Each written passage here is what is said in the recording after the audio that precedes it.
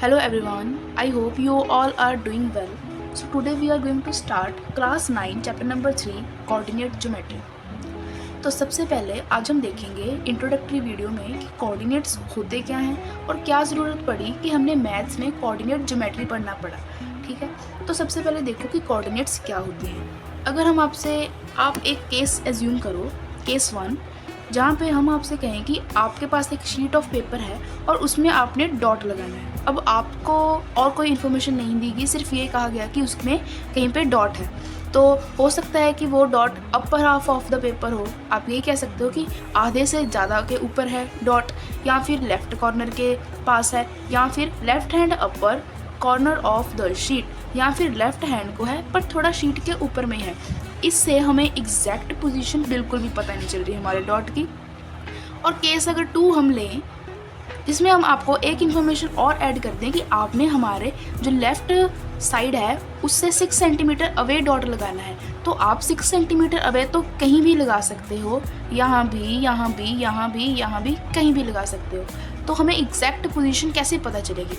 अब third case देखो, जहाँ हमने आपको एक और इन्फॉर्मेशन दी। हमने कहा कि आपने लेफ़्ट हैंड साइड से तो 6 सेंटीमीटर अवे लगाना है डॉट, पर डाउन से भी आपने 9 सेंटीमीटर ऊपर लगाना है। अगर जब हमें ये 2 इन्फॉर्मेशन मिल गई, फिर हमें हमारे डॉट की एग्जैक्ट पोजीशन पता चलेगी। अब ये जो 2 हमने इन्फॉर्मेशन के रूप में 2 वैल्यूज़ निकाली, असल में इन्हीं को कहते हैं कोऑर्डिनेट्स। इन 2 चीज़ों के ऊपर ही हमारी पूरी कोऑर्डिनेट ज्योमेट्री बनी है। ठीक है, we need 2 independent information for finding the exact position of the dot। इससे हमें क्या पता चला कि हमें अगर यहाँ पे एक डॉट फाइंड करना था तो हमें उसके लिए 2 इंडिपेंडेंट इन्फॉर्मेशन चाहिए थी। वो क्या थी कि लेफ्ट साइड से 6 सेंटीमीटर अवे और डाउन से 9 सेंटीमीटर ऊपर, तभी हम हमारे डॉट की एग्जैक्ट पोजीशन पता लगा पाए। ठीक है, this simple idea leads to the formation of very important branch of mathematics called coordinate geometry. अब ये जो सिंपल आइडिया था, इससे हमारी मैथमेटिक्स की एक ह्यूज ब्रांच बनी, जिसे हम आज जानते हैं कोऑर्डिनेट ज्योमेट्री के नाम से। अब कोऑर्डिनेट ज्योमेट्री हमें हायर क्लासेस में भी पढ़ने को मिलती है और हम लोअर क्लासेस से ही इसे पढ़ना शुरू कर देते हैं। आपने कभी ना कभी तो ग्राफ पे कुछ ना कुछ पॉइंट तो प्लॉट किए होंगे। जब हम जूनियर क्लासेस में ऐसे ग्राफ बनाते थे, बार ग्राफ बनाते थे, तो आज हम उसका एक्चुअल मतलब जानेंगे। कोऑर्डिनेट ज्योमेट्री पढ़ने से पहले जो सबसे पहली चीज़ हमें आनी चाहिए वो है हमारा कार्टेशियन सिस्टम। अभी कार्टेशियन सिस्टम क्या है?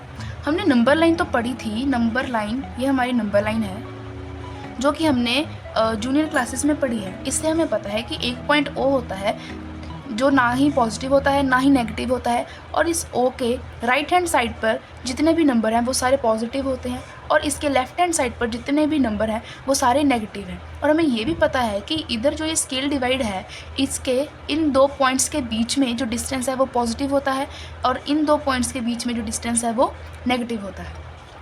अब हमारा जो कार्टेशियन सिस्टम है उसमें क्या है, हमने इसी नंबर लाइन को उठा के एक बार तो ऐसे हॉरिजॉन्टली प्लेस कर देना है, और दूसरी बार इसे उठा के ऐसे रोटेट करके वर्टिकली प्लेस कर देना है। ठीक है, हम इसे किसी भी तरह से प्लेस कर सकते हैं, और हमें जब हम इसको हॉरिजॉन्टली और वर्टिकली रखेंगे तो इसके बीच में हमारा एंगल जो है वो 90 का बनना चाहिए।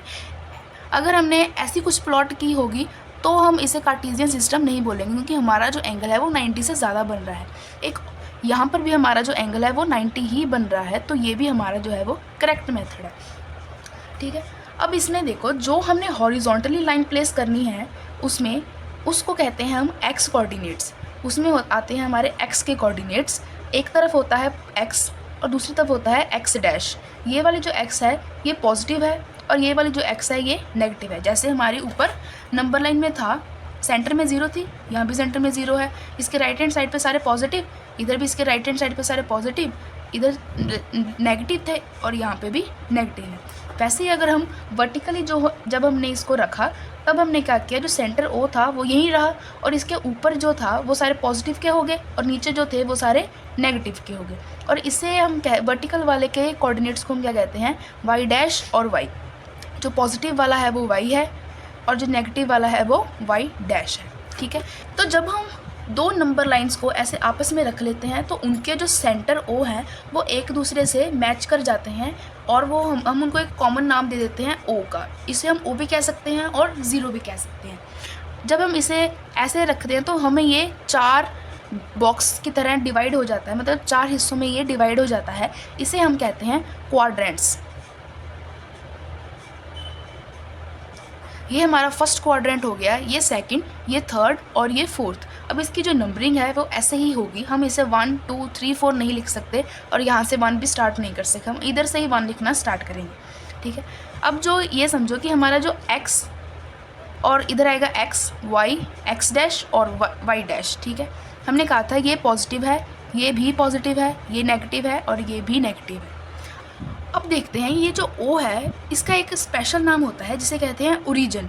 ठीक है, point where x dash and x and y dash y meets is called origin. जहाँ पे हमारी x dash y dash meet करती हैं आपस में, हम उस पॉइंट को कहते हैं ओरिजिन। ठीक है, अब अगर हमें कह दिया जाए यहाँ पर एक पॉइंट P दे दिया जाए और एक पॉइंट Q दिया जाए और कहा जाए कि इसके कोऑर्डिनेट्स लिखो और इसके भी कोऑर्डिनेट्स लिखो, तो हम कैसे लिखेंगे? कोऑर्डिनेट्स ऑफ P लिखने के लिए जब भी कोऑर्डिनेट्स लिखते हैं तो आगे पहले, तो अब हम देखते हैं कि हमारे P के जो कोऑर्डिनेट्स वो क्या होंगे। अगर P से हम नीचे को वर्टिकल लाइन खींचें तो हमें हमारा x का कोऑर्डिनेट मिलेगा जो कि है 3, तो हमने 3 लिख दिया, कॉमा आएगा। तो अगर P से हम हॉरिजॉन्टल लाइन खींचें तो हमें हमारा y का कोऑर्डिनेट मिलेगा जो कि है 4, हमने 4 लिख दिया। ऐसे सिमिलरली हम Q के कोऑर्डिनेट्स भी लिख लेंगे जो कि हमारा आएगा, पहले x का लिखना है तो सबसे पहले x का -3 कॉमा फिर -2। अब इनके आगे माइनस इसीलिए आया क्योंकि ये हमारा जो था ये हमारा नेगेटिव था, ये वाला भी नेगेटिव था, इसीलिए आया। ठीक है, अब एक और ज़रूरी बात, ये जो हमारे x के कोऑर्डिनेट्स हैं जैसे कि ये वाले, ये जितने भी कोऑर्डिनेट्स हैं इनको हम एब्सिसा भी बोलते हैं। इसी बुक में एब्सिसा भी लिखा होगा तो कंफ्यूज होने की ज़रूरत बिल्कुल भी नहीं है। x के जितने भी कोऑर्डिनेट्स हैं हम उनको एब्सिसा बोलेंगे और y के जितने भी कोऑर्डिनेट्स हैं उनको हम ऑर्डिनेट बोलेंगे। जो ये y के जितने भी कोऑर्डिनेट्स होंगे उन्हें हम ऑर्डिनेट बोलेंगे। तो इसमें से एब्सिसा है, ये है हमारा एब्सिसा और ये है हमारा ऑर्डिनेट। ठीक है, अब आप मुझे कमेंट में बताओ कि what are the coordinates of origin. ये जो हमारा ओरिजिन है इसके x और y के टर्म्स में कोऑर्डिनेट्स क्या होंगे? ओरिजिन O के x और y के कोऑर्डिनेट्स क्या होंगे? ठीक है, एक और यूज़फुल ट्रिक जिससे हमें हमारे क्वेश्चन करने में काफ़ी आसानी मिलती है वो ये है कि अगर हमारा x भी पॉजिटिव है, y भी पॉजिटिव है, स्पेशली जब हमने इसे हमारे ग्राफ पे प्लॉट करना होगा। ये हमारा फर्स्ट क्वाड्रेंट, सेकंड, थर्ड और फोर्थ, जब हमारे x और y दोनों पॉजिटिव होंगे तब ये हमारा फर्स्ट क्वाड्रेंट में आएगा। जब x नेगेटिव होगी पर y पॉजिटिव होगी तब ये हमारा पॉइंट सेकंड क्वाड्रेंट में आएगा। जब ये दोनों नेगेटिव के होंगे तब ये हमारा पॉइंट थर्ड क्वाड्रेंट में आएगा। जब x पॉजिटिव पर y नेगेटिव होगा तब हमारा ये पॉइंट फोर्थ क्वाड्रेंट में आएगा। ठीक है, थैंक यू।